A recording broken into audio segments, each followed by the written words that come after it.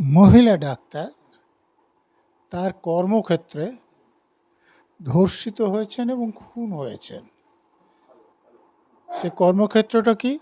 একটা সরকারি medical college এবং হাসপাতাল।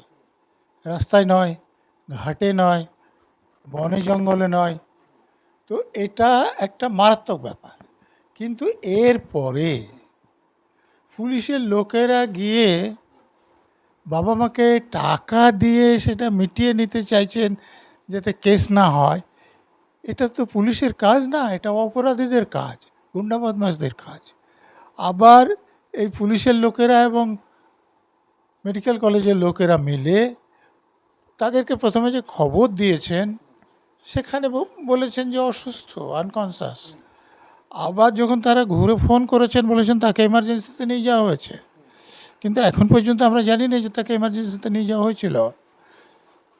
দ্বিতীয়বার আবার ফোন করে খানিক পরে বলা হচ্ছে যে সুইসাইড করেছেন। এখন যেটা বোঝা যাচ্ছে যে তাকে খুন করা হয়েছে এবং ধর্ষণ করা হয়েছে। তো এই যে খবর দেওয়া, অসুস্থ, এমার্জেন্সিতে নেওয়া হয়েছে, তারপরে আত্মহত্যা করেছে, তো এগুলো তো পরিকল্পিতভাবে করা হয়েছিল বলেই এখন মনে হয়। তারপরে পুলিশের ভূমিকা দেখুন। প্রথমে তো যখন পুলিশ জানলো, হাসপাতাল কর্তৃপক্ষ বলছে তারা 9:30টায় জেনেছে, আমি ধরে নিলাম। তারপরে 10টা 10-এ পুলিশকে তো ফোন করেছে। তারপরে যেটাকে ঘটনাস্থল বলে দেখানো হচ্ছে, আদৌ সেখানে ঘটনা ঘটেছে না অন্য জায়গায় ঘটনা ঘটার পর সেখানে এসে সাজিয়ে রাখা হয়েছে, সে ব্যাপারে সন্দেহ আছে। তো যেখানটাকে দেখানো হচ্ছে সেখানে কলেজের প্রিন্সিপাল এবং তার সঙ্গে সম্বন্ধযুক্ত শাসক দলের ডাক্তার নেতারা সেখানে একদম ভর্তি হয়ে আছেন। এবং পুলিশের লোকেরা কি করছে? পুলিশ প্রেস কনফারেন্স করে দেখিয়ে বলছে যে ইনি ফিঙ্গারপ্রিন্ট এক্সপার্ট, কিন্তু দেখা যাচ্ছে সে লোকটি অভিক দে। হ্যাঁ, তিনি, ডাক্তাররা অভিযোগ করছেন যে বর্ধমান থেকে ওখানে জাল সার্টিফিকেট দিয়ে তিনি সার্জারিতে ভর্তি হয়েছেন এবং এখন এসএসকেএম হসপিটালে, অর্থাৎ হ্যাঁ পিজিটি স্টুডেন্ট। তো পুলিশের কি দায় পড়েছে মিথ্যা কথাগুলো বলার, যদি তারা এই অপরাধটাকে চাপা দেওয়ার সঙ্গে যুক্ত না থাকবে? আবার পুলিশ প্রেস কনফারেন্স করে বলছেন যে আমরা 40 ফিট দূরে কর্ডন করে দিয়েছিলাম। বাবা তো বলছেন কর্ডন দেখেননি। আমি ধরে নিলাম যে 40 ফুট দূরে কর্ডন করেছিলেন, কিন্তু ওই সেমিনার রুমে 2টো দরজা আছে, তার মধ্যে একটা বন্ধ। তো অপরাধী যদি ঢুকতে যেত ওই দরজা দিয়ে ঢুকবে, অপরাধী যদি বেরোতে হয় তাহলে তো ওই দরজা দিয়ে বেরোবে, তাহলে তো ওখানে অপরাধীর ফিঙ্গারপ্রিন্ট, ফুটপ্রিন্ট এগুলো থাকার কথা। তো তাহলে ওই দরজাটাকে বাদ দিয়ে ঘেরেন কি করে? তো আমি যে ট্রেনিংটা নিয়েছি, যারা বলছেন তারা তো নিয়েছেন, তার মানে তারা ইচ্ছাকৃতভাবে লোককে বিভ্রান্ত করছেন। তো এটা পুলিশ যদি এই অপরাধটা কভার আপ করার জন্য যুক্ত না থাকবেন তাহলে করবেন কেন? এবং আজকে পর্যন্ত এটুকু জানা গিয়েছে যে এই ঘটনা ঘটার পর যে অভিভাবকদের খবর দেওয়া হলো, তারা পৌঁছলেন তাদের বক্তব্য অনুযায়ী, এবং পুলিশ সেটা বলছে না যেটা ঠিক নয়। 3 ঘন্টা বসিয়ে রাখা হলো। এই শাসক দল ঘনিষ্ঠ ডাক্তাররা ডেড বডির কাছে ঘুরে বেড়াচ্ছে, প্রমাণ লোপাট করছে, আর বাবা মাকে মুখটা দেখতে দেওয়া হচ্ছে না যে মা পুলিশের হাতে পায়ে ধরেছে, তাও দেখতে দেওয়া হয়নি। তো এটা অসৎ উদ্দেশ্য না থাকলে কেন করা হবে? আপনারা চিন্তা করে দেখুন। আপনি তো IPS, Indian police service, Supratim Sarkar, IPS Supratim Sarkar বা আইপিএস বিনীত গোয়েল বা আইপিএস ইন্দিরা মুখোপাধ্যায়, যাদের নাম উঠে আসছে, এরা তো একটা সুদক্ষ পুলিশ অফিসার বলে আমরা জানতাম। তারা সুদক্ষ, কিন্তু তারা সঙ্গে সঙ্গে সৎ নন। তারা নিজেদের সততা, নিরপেক্ষতা বিক্রি করে শাসক দলের চাটুকারিতা করছেন, শাসক দলের পক্ষে হয়ে কাজ করছেন। যা তাদের করা উচিত নয় তাই তারা করছেন। পুলিশের কাজ দল, মত, ধর্ম, বর্ণ কিছু না দেখে নিরপেক্ষভাবে কাজ করা, সততার সঙ্গে কাজ করা, তখন দক্ষতা কাজে লাগবে। কিন্তু একজন লোক যদি অসৎ হন, তাহলে তো বেশি দক্ষতার সঙ্গে তিনি খারাপ কাজ করতে পারবেন। আপনার প্রশ্নের উত্তর আপনি বুঝতে পারছেন যে একটা লোক দক্ষ হবে, শুধু সেটাতেই সে ভালো কাজ করতে পারবে না, যদি না সে নিরপেক্ষ হন এবং সৎ হন। সততা দরকার, নিরপেক্ষতা দরকার, তারপরে যদি তিনি দক্ষ হন তাহলে ভালো কাজ করতে পারবেন। তো বিনীত গোয়েল দেখুন, আপনারা নবান্ন অভিযানের দিন দেখলেন, আবার লালবাজার অভিযানের জন্য দেখলেন, তারা যতক্ষণ চাননি ততক্ষণ তো অভিযানকারীরা যেতে পারেননি। তো তাহলে তারা যদি চাইতেন, তাহলে কি আরজি করে কিছু দুষ্কৃতকারী ঢুকে ওই সরকারি হাসপাতাল ভাঙচুর করতে পারতেন, প্রমালপাট করতে পারতেন কি? আমি বলছি পারতেন না। আমি কলকাতা পুলিশে 7 বছর কাজ করেছি, আমি ডিডি হিসেবে কাজ করেছি, ডিসি হেডকোয়ার্টার হিসেবে কাজ করেছি। আমার অভিজ্ঞতা থেকে বলছি, ওখানে যে কটা পুলিশ ছিল তাদেরকে যদি বলা হতো যে কেউ যাতে না ঢোকে, ভাঙচুর না করে, ঢুকতে পারতো না, ক্ষমতা ছিল না। কলকাতা পুলিশের যে জুনিয়র লেভেলের যে অফিসার আছে, তাদের এই ক্ষমতাটুকু আছে, এই দক্ষতাটুকু তাদের আছে। কিন্তু যদি পুলিশ মন্ত্রী বলে দেন পুলিশ কমিশনারকে, আর পুলিশ কমিশনার বলে দেন ওখানে যারা পুলিশ অফিসার আছে যে এদেরকে ঢুকতে দিতে হবে, ভাঙচুর করতে দিতে হবে, এদের বিরুদ্ধে কোনো ব্যবস্থা নেওয়া যাবে না, তখন কী হবে? যে কেউ পালাবে, কেউ নার্সদের কাপড় নিয়ে আত্মগোপন করতে চাইবে, কেউ রোগীর কম্বল নিয়ে শুয়ে পড়বে, কেউ বাথরুমে গিয়ে ঢুকে পড়বে। এটা লজ্জার কথা। মানে এই পুলিশ কমিশনার বা এই ডিসি নর্থ বা ডিসি সেন্ট্রাল যা করেছেন, সেটা কলকাতা পুলিশের দুর্নাম করেছেন, কালি লাগিয়েছেন। নিজেদের তো আর বলা কওয়াই নাই। এখন তখন যদি ব্যবস্থাটা নেওয়া হতো, তাহলে হয়তো এই মেয়েটাকে খুন এবং ধর্ষিত হতে হতো না। কারণ মেয়েটাকে একটা সরকারি হাসপাতালে আছে, সেখানে রাত্রিবেলায় কাউকে ঢুকতে হলে যেখানে যে সিকিউরিটি গার্ড আছে তাদের কাছ থেকে অনুমতি নিতে হয়, এবং তারা ডাক্তারবাবুদের জিজ্ঞেস করে তবে অনুমতি দেন। তাহলে সেখানে এমন কেউ ঢুকতে পারবে না যাকে ডাক্তারবাবুরা অনুমতি দেননি, বা ভিতরের লোক হবে, নাহলে এমন কেউ ঢুকে এটা করেছে যার ওখানে ঢুকতে অনুমতি পেতে অসুবিধা নেই। ধনঞ্জয় চ্যাটার্জির সঙ্গে আমি তুলনা করব না, কিন্তু এখানে ব্যাপারটা পরিষ্কার।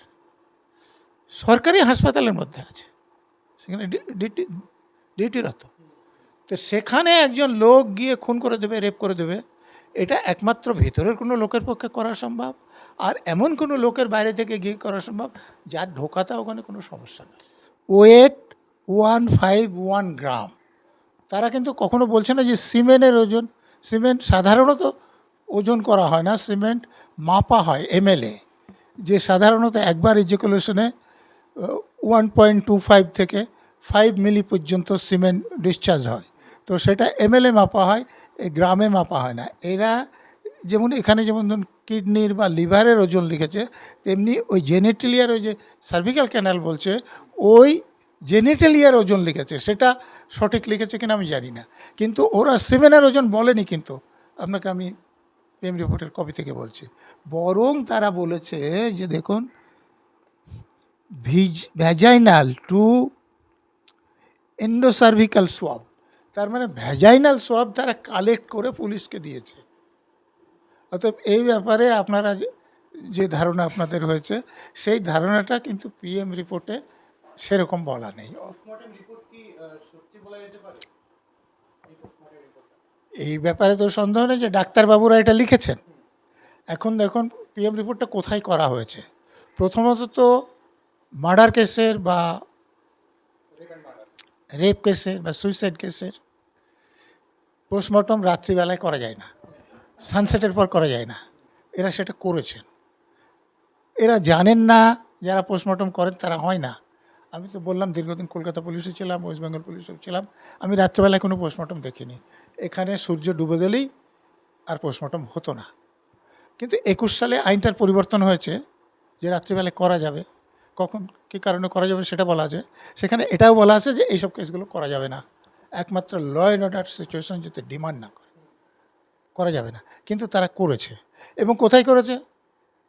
আরজি করে প্রিন্সিপালের বিরুদ্ধে অভিযোগ, লোকাল পুলিশের বিরুদ্ধে অভিযোগ, কিন্তু পোস্টমর্টমটা করা হচ্ছে আরজি কর মেডিকেল কলেজের মর্গে, যে মর্গ থেকে দেহ পাচার বা অন্যান্য দুর্নীতির অভিযোগ আছে যে মর্গের কর্মচারীদের বিরুদ্ধে, ডাক্তারবাবুদের বিরুদ্ধে।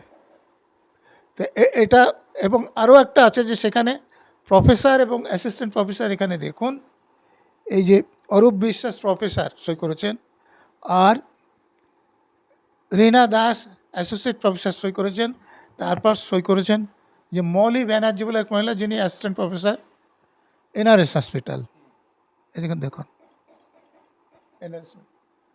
তো মেডিকেল যে টিমটা তৈরি করেছে আরজি কর হাসপাতাল, তো এনআরএস হাসপাতালে কোনো চিকিৎসককে শেখার টিমের সঙ্গে যোগ করার তার কোনো কি আইনগত অধিকার আছে? আছে কি? দেখুন, উনি প্রিন্সিপাল আছেন উনার কলেজের, উনি তো এনআরএসের কেউ নন। এনআরএসের কাউকে দিয়ে বোর্ড করতে হলে স্বাস্থ্য ভবনকে করতে হবে। আরজি কর মেডিকেল কলেজের টিম এনআরএসের প্রিন্সিপালও করতে পারবেন না। তো এখানে অনেক গ্রে এরিয়া আছে, যে এই যে যাদের বিরুদ্ধে অভিযোগ সেই প্রফেসরদেরকে দিয়েই পোস্টমর্টম করা হচ্ছে। এই যে মৌলি ব্যানার্জিকে এনআরএস থেকে আনা হয়েছে, তার মানে পছন্দ মতো আনা হয়েছে, তো এইটা তো উনি করতে পারেন না। তো এগুলো গ্রে এরিয়া। এই যে পুরো পোস্টমর্টেম রিপোর্ট, এখানে কোথাও গিয়ে কি বলা আছে রেপ ইয়া গ্যাং রেপ? না, রেপ বলা নেই, গ্যাং রেপও বলা নেই, তবে পেনিট্রেশনের কথা বলা আছে, মানে কিছু ঢোকানো হয়েছে সেই কথা বলা আছে।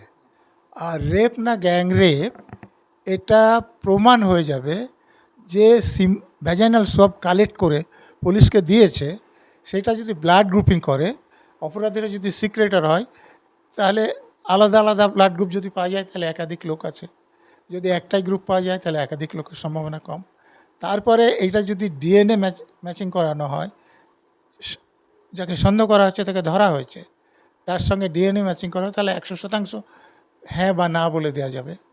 এই যে সঞ্জয়কে ধরা হয়েছে, তো তার শরীর থেকে স্যাম্পল নিয়ে যদি এই ভ্যাজাইনাল সোয়াবে যে স্যাম্পল তারা কালেক্ট করেছে তার সঙ্গে ডিএনএ ফিঙ্গারপ্রিন্টিং ম্যাচিং যদি করে, তাহলে সে অপরাধী না অপরাধী না, মানে সে রেপ করেছে না করেনি, সেটা একদম 100% ঠিক বলা যাবে।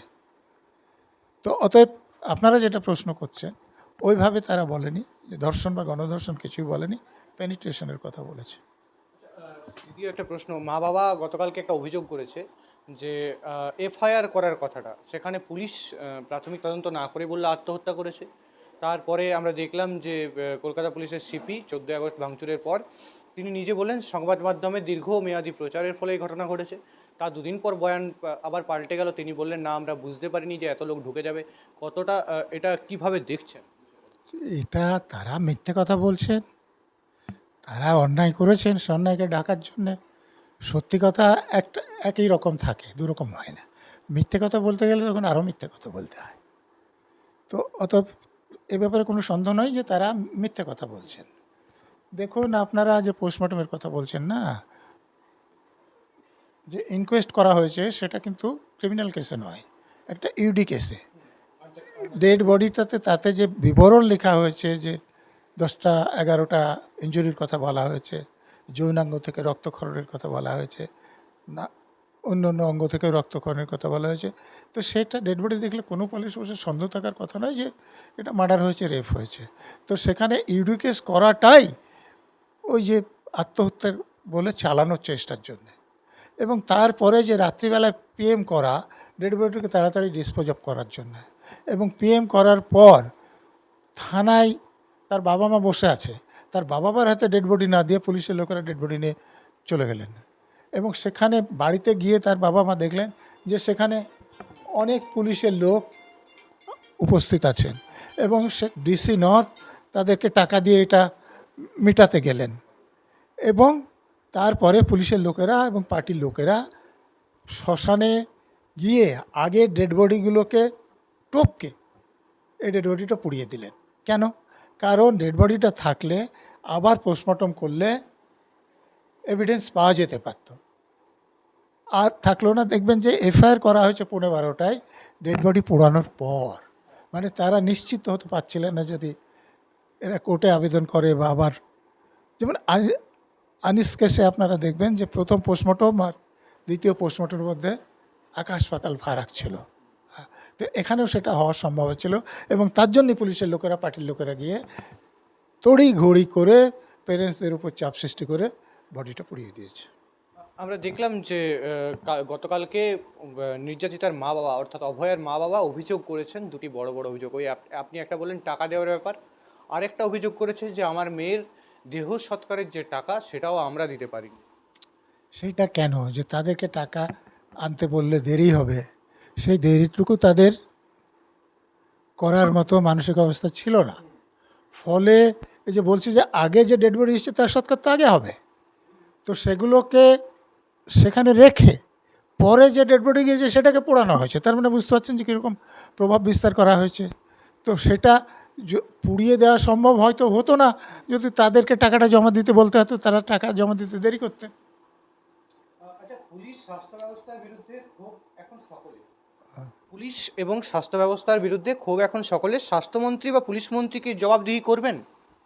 উনি করতে বাধ্য, কিন্তু উনি করবেন কিনা সেটা তো ওনার ব্যাপার, কিন্তু ওনার করা উচিত, বা ওনার পদে থাকার কোনো অধিকার নাই।